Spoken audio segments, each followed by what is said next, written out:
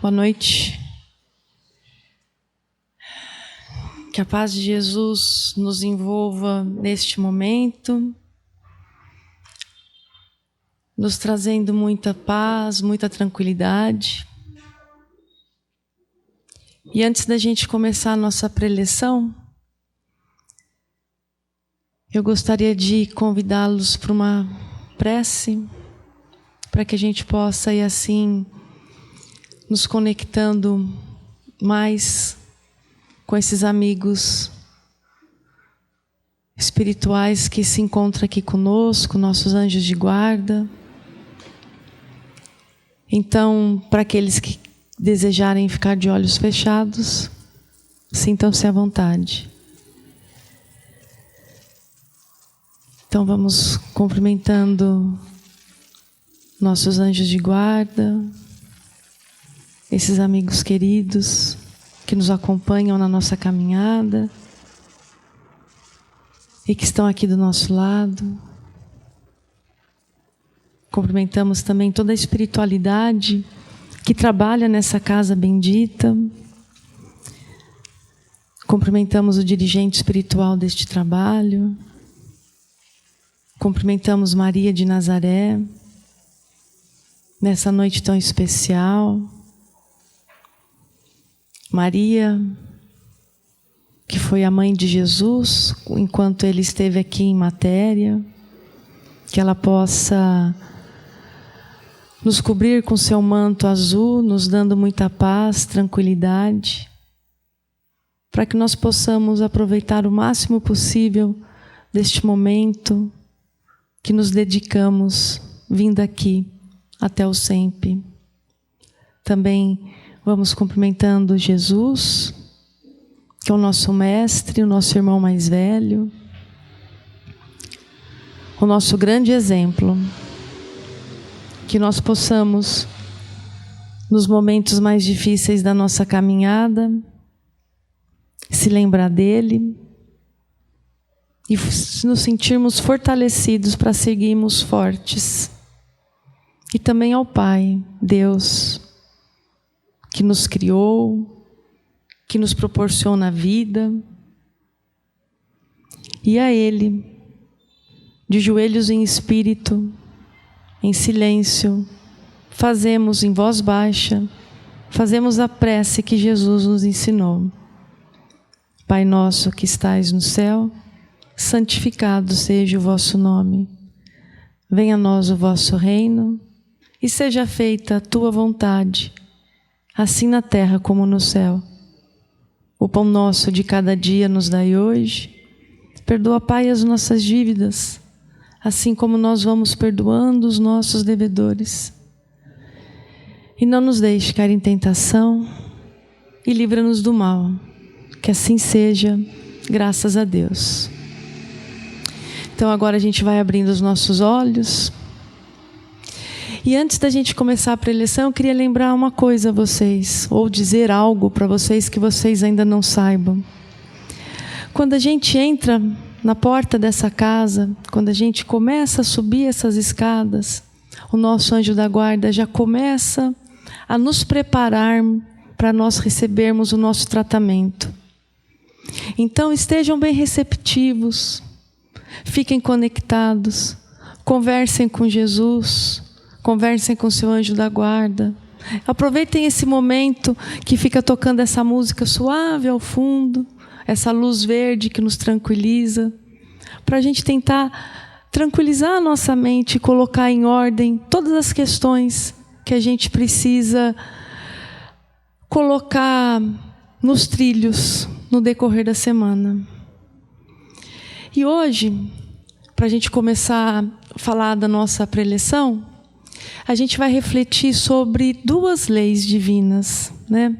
A lei da caridade e a lei da reencarnação. E o tema da nossa noite é honrai pai e mãe. E este é o quarto mandamento. Se nós pegarmos lá o mandamento, nós vamos ver que honrar pai e mãe é o quarto mandamento.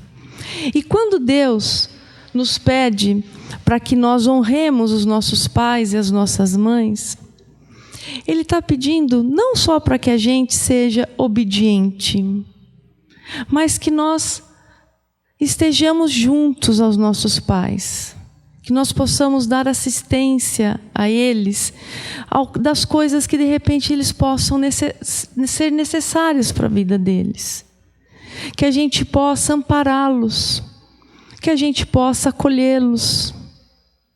E o que a gente não pode esquecer, que é algo muito importante, é que essas pessoas, os nossos pais, essas duas pessoas, esses dois espíritos, foram eles que nos proporcionaram a nossa encarnação.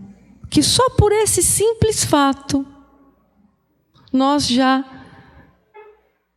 devemos a eles o que temos de melhor para dar para eles com muito amor, com muito respeito.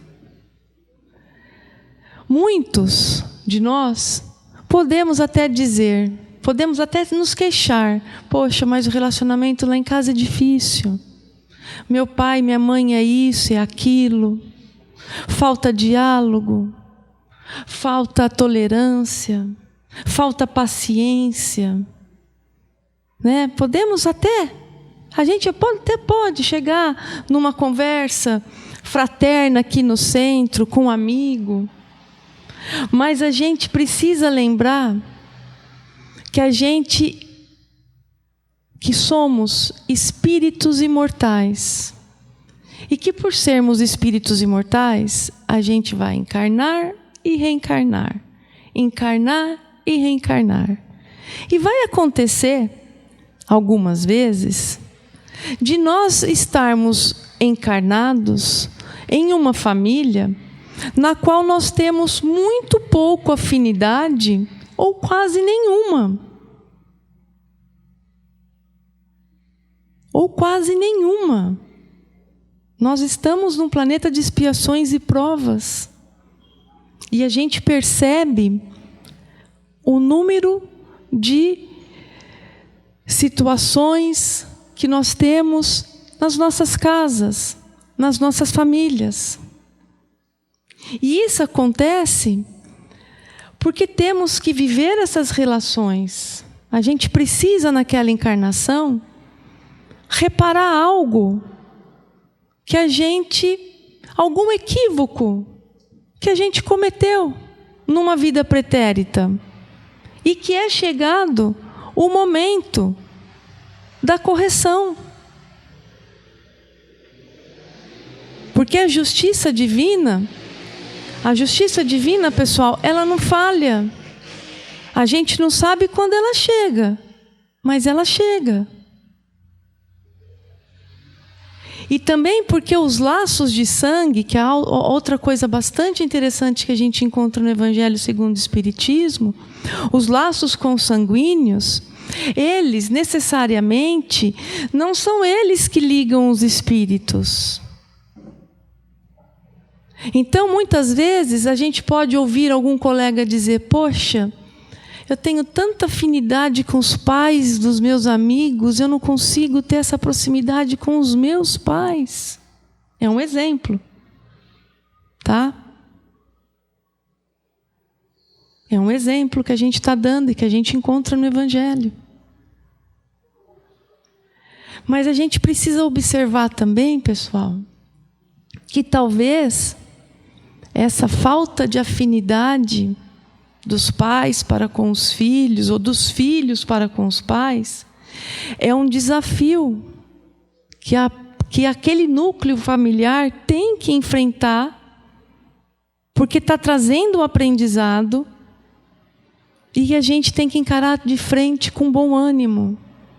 Porque se nós estamos aqui sentados, se nós somos espíritas, se nós acreditamos na doutrina espírita, se por acaso alguém vive essas dificuldades de relacionamentos familiares, o que a gente aprende na doutrina e com os ensinamentos de Jesus é que a gente uma hora tem que encarar essa dificuldade. E com os aprendizados que a gente extrai do Evangelho, do livro dos Espíritos, dos ensinamentos que Jesus trouxe, nós nos fortalecemos para poder passarmos por essa tarefa. Porque senão o que vai acontecer? É que nem escola. Eu vou repetir de ano, eu vou desencarnar, vou voltar lá para a erraticidade e vou ter que encarnar de novo, com as mesmas dificuldades, para eu superar o que eu não consegui resolver na encarnação anterior. É assim que funciona a justiça divina. E além disso, existe um outro ensinamento de Jesus que é muito pouco ou quase nada praticado, que é o não julgar. Não julgar o próximo. Não julgar o próximo. Talvez vocês saibam a história daquela mulher adúltera, que Jesus estava lá na praça, as pessoas da cidade, eu acho que devia ser Cafarnaum, foram correndo, levando a mulher, arrastando a mulher. Mestre, essa mulher é uma pecadora. Ela é uma pecadora, ela é uma adúltera. Jesus, brandamente, sem alvoroço algum, apenas disse: aquele que não tiver nenhum pecado, que atire a pedra. Porque na época se apedrejavam as pessoas adúlteras. E depois, o que é interessante é que nós estamos há mais de 2000 anos depois desse ensinamento que Jesus nos deu. E a nossa sociedade, a gente vive ainda essa questão de se preocupar muito mais com o problema do outro, com a falha do outro, do que com a nossa. A Lu leu um texto para nós antes de começar a preleção. E era um texto falando sobre isso, para que nós cuidássemos das nossas vidas. As pessoas preferem, é muito mais fácil, vou cuidar da vida do outro do que da sua. E é nesse cuidar da vida alheia que aquele filho que tem uma dificuldade de relacionamento com os pais, com a mãe, escapa. Porque ele fala, meu pai é minha mãe, é isso, é aquilo outro, e ele não se sente com a obrigação de dar o respaldo filial. Ele chega até a se bobear, ele é até capaz de fazer uma lista com todos os defeitos que os pais dele têm, para que ele fique tranquilo, com a consciência tranquila, de que, como que dá para viver com umas pessoas desse jeito? Olha minha mãe, olha meu pai, olha... Aí ele sai e ele fica livre. Ele se sente, ele mesmo, acaba se sentindo livre da omissão que ele está tendo com os pais. Percebem? Como funciona? Como que nós funcionamos? E é claro que podemos dizer que tem muitos pais que se descuidam das suas obrigações como pais, que não acompanham seus filhos como devem acompanhar, que abandonam essas crianças, esses jovens no meio do caminho. Mas como Jesus nos ensinou, não cabe aos filhos, nem a ninguém da sociedade, julgar o que esse pai, o que essa mãe fez, censurar o que esse pai, o que essa mãe fez. Cabe a quem? Cabe a Deus. Cabe a Deus a correção. Cabe a Deus a punição. Eu nem gosto de falar punição, é a correção mesmo. Cabe a Deus a correção. Não sabemos também o que a gente também não pode... Por que a gente não pode julgar? Porque, de repente, aquele filho que teve lá aquele pai, aquela mãe omissa, aquele pai, aquela mãe cruel, aquele pai, aquela mãe que não deu atenção para aquelas crianças, de repente, aquele jovem, aquela jovem, Eles mereciam, eles precisavam ter aqueles pais daquele jeito. Por algo que eles fizeram. E que é chegado o momento deles serem corrigidos, deles sentirem na pele o que eles fizeram. Por isso que a gente não pode julgar as pessoas. A nós cabe o quê? A nós cabe tentar conhecer o máximo dos ensinamentos de Jesus e colocar ele em prática. Não só conhecer, para saber ou para ter um monte de livros em casa, prateleiras cheias de livro, mas para colocar em prática no nosso dia a dia. Porque Jesus disse para a gente, Jesus pede para que nós sejamos indulgentes com as falhas alheias. Ele pede para a gente amar até os nossos inimigos, para a gente perdoar os pecados. E se Jesus pede isso, para que nós façamos isso, para que nós tenhamos essa atitude com as pessoas comuns que estão à nossa volta, no nosso dia a dia, quanto não será o nosso compromisso, as nossas atitudes perante os nossos pais?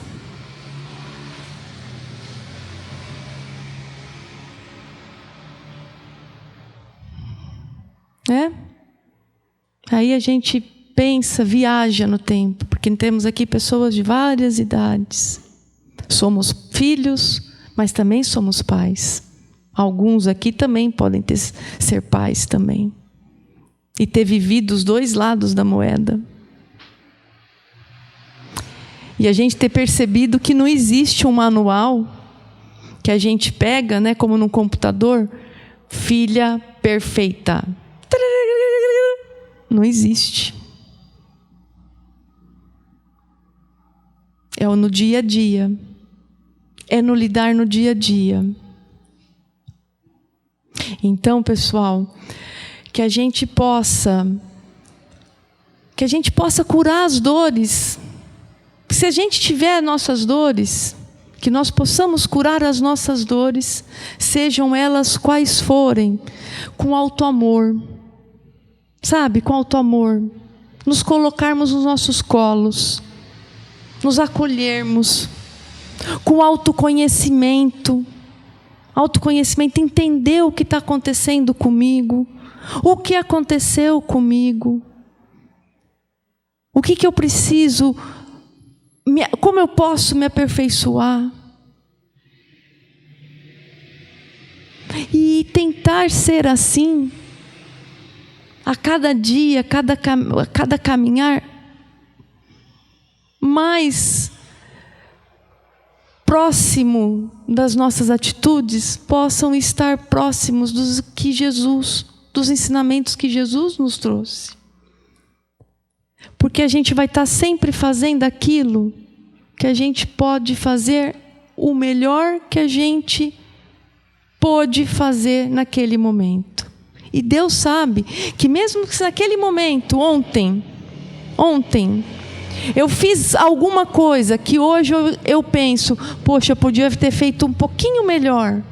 Mas que Deus sabia, que Jesus sabia, que naquele momento, o que você fez, o que nós fizemos ontem, era o melhor que nós podíamos ter feito. Ele já vai estar feliz e a gente vai estar caminhando já de uma maneira positiva para a nossa evolução. Então, eu desejo que essas palavras possam nos fortalecer na nossa caminhada, nos nossos desafios, que são tantos, na nossa sociedade tão exigente, tão rápida, tão veloz. E para terminar, uma ligeira prece, uma prece bem singela, para que a gente possa terminar essa parte do nosso tratamento. Então, fechem os seus olhos e sintam a presença de Jesus entre nós, porque Ele disse para nós que quando 2 ou mais estivessem presentes em seu nome, Ele lá estaria. Então vamos sentindo Jesus caminhando entre nós e vamos vibrar por este momento de luz, vibrar pelo nosso país, vibrar pelas pessoas em situações de rua, de fome, de abandono, pelos idosos, pelas crianças e pelos jovens, principalmente em situação de vulnerabilidade. Vamos vibrar pelas aquelas pessoas que estão em hospitais sofrendo de dores do corpo físico, e também vibramos pelas aquelas pessoas que estão agora com problemas de depressão, de ansiedade, ou com ideias de suicídio. Vibramos para todas as famílias, principalmente pelas famílias que precisam de mais harmonia, de mais paz e tolerância dentro de seus lares. Vibramos pelos nossos trabalhos materiais e vibramos por aqueles irmãos que se encontram desempregados. Pedimos licença para vibrar por nossos familiares e por nós mesmos. E vamos deixando aqui no centro dessa sala vibrações de muito amor e de muita luz, para que a espiritualidade possa levar aonde mais for necessário. E assim a gente termina essa parte da nossa assistência espiritual, dizendo graças a Deus e graças a Jesus.